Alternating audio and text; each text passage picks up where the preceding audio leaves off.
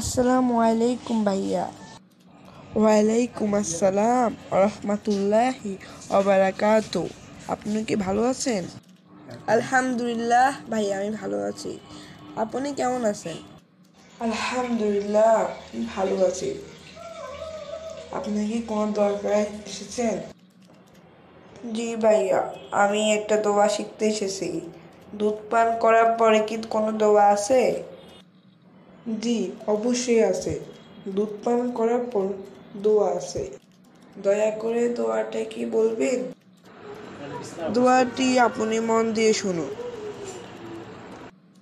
দুধ পান করার পর দোয়া হলো, আল্লাহুম্মা বারিক লানা ফিহি ওয়াজিদনা মিনহু। অর্থ হলো, হে আল্লাহ, আপনি এতে বরকত দান করুন এবং আমাকে আরও দান করুন। সুন্নাহ আবু দাউদ, হাদিস নাম্বার 3730।